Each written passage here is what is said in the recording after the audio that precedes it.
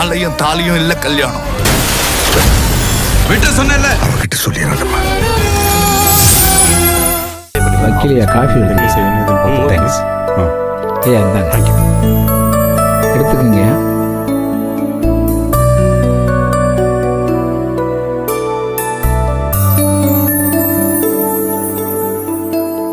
Hello sir. Hello madam. உட்காருங்க உட்காருங்க please.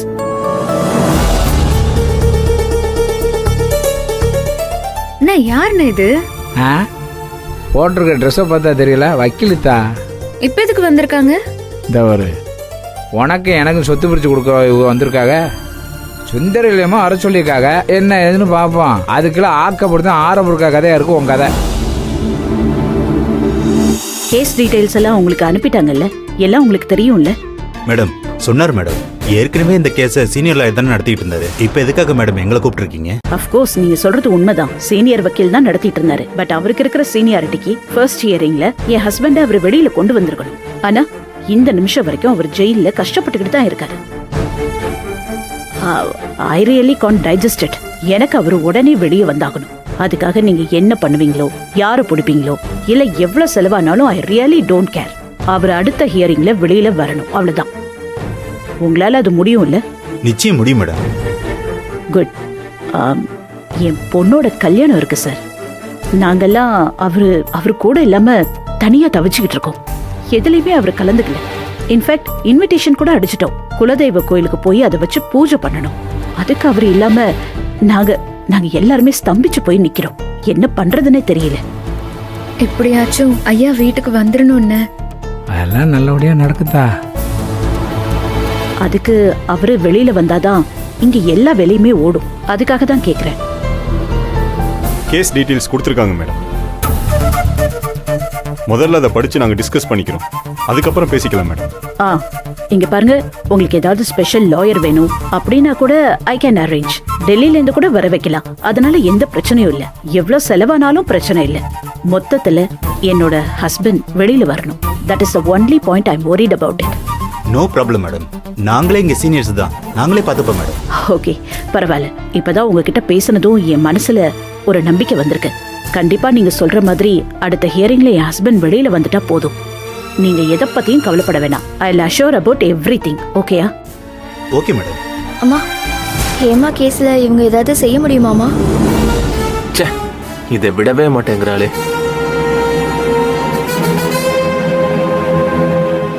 O correct. Thanks for reminding me.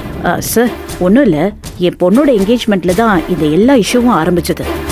இந்த பிரச்சனைக்கு மத்தியில என் பொண்ணோட வெரி க்ளோஸ் ஃப்ரெண்ட் வீட்டுக்கு வந்திருந்தா. நீங்க கூட கேள்விப்பட்டிருப்பீங்களே, நியூஸ் பேப்பர்ல எல்லாம் வந்துச்சு, ஹேமான மர்டர் கேஸ். எஸ் மேடம், நாங்களும் கேள்விப்பட்டோம் மேடம். பாவம், உங்க பொண்ணோட கிளாஸ்மேட் இல்லீங்களா? ஆமா. அவ இறந்து போனதுல இருந்தே அவ ரொம்ப டிஸ்டர்ப்டா இருக்கா. அத பத்தியே பேசிட்டு இருக்கா.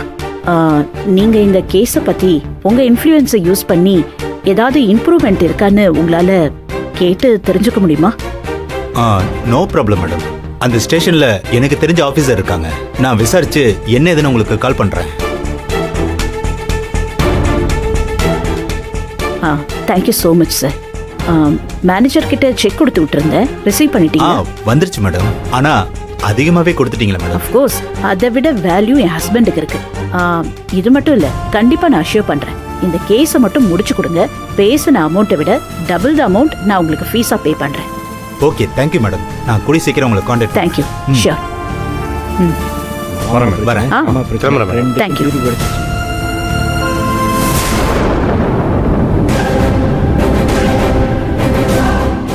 ஏன் சுந்தரவள்ளி, ஏற்கனவே சூர்யா ஒரு வக்கீல வச்சு பார்த்துட்டு இருக்கிறப்போ இவங்க வேற உள்ள போனா ஏதாவது குழப்பம் வந்துடாதா?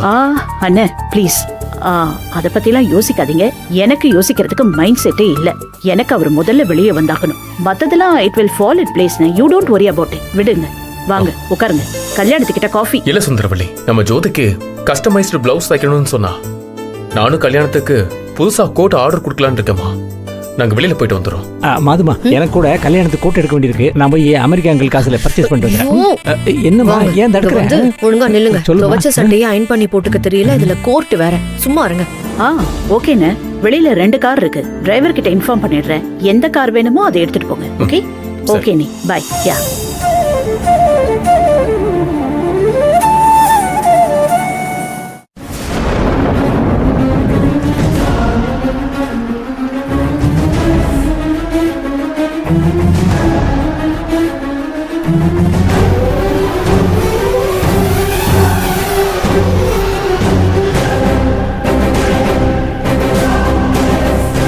டேய் ரஞ்சித், உள்ளதானே நின்றுட்டு இருந்த, திடீர்னு எங்க போன?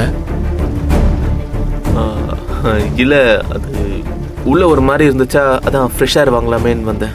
ரஞ்சித், அப்பாக்கு சூட் ஆர்டர் பண்ண போறோம், நீயும் வா, வேணும்னா உனக்கு ஆர்டர் பண்ணலாம்ல. நோ டாடி, நான் ஒரு மாதிரி அப்செட்ல இருக்கேன். என்னடா என்னாச்சு? ஆன்ட்டி சொல்றத கேட்டா ஒரு மாதிரி இருக்கு டாடி. அப்படின்னா அங்கிள் வெயில வெளியே வரலனா இந்த கல்யாணம் நடக்காதா? டேய், அவ ஏதோ மனசு வருத்தப்பட்டு சொல்றா, அத போய் நீ பெருசா எடுத்துக்கணுமா? இல்ல டாடி, எனக்கு சொன்ன தேதியில கரெக்டா கல்யாணம் நடந்து ஆகணும். பிகாஸ் நம்ம ஊருக்கு சீக்கிரம் போய் ஆகணும்ல. ஹே ரஞ்சித், கரெக்டா வெக்கேஷனுக்கு தானே பிளான் பண்ணி வந்திருக்கோம். திரும்பி போறதுக்கு தான் நிறைய டேஸ் இருக்கே, இப்பவே ஏன் அவசரப்படுற?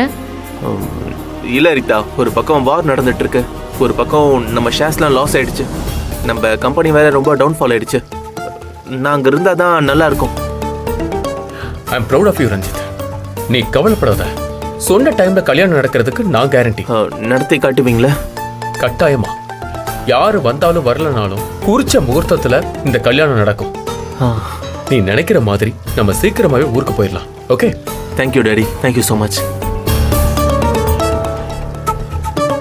ஓகே ஜோதி, நம்ம போலாமா? போலாங்க, வா. பாய்டா. சீக்கிரம் போய் ஆகணும் டாடி. போலீஸ் தப்பி தவறி இந்த கேஸ்ல என்ன கண்டுபிடிக்கிறதுக்கு முன்னாடி நம்ம அமெரிக்காக்கு பறந்தாகணும்.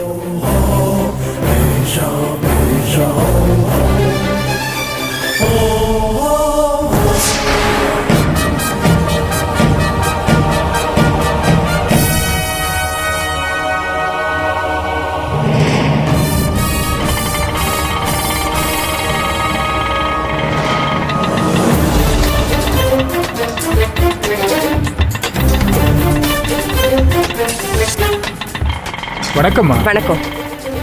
என்னாச்சு? கேஸ சீனியர் அட்வொகேட் கிட்ட கன்சல்ட் பண்றேன்னு சொன்னீங்களே, அவர் என்ன சொன்னாரு?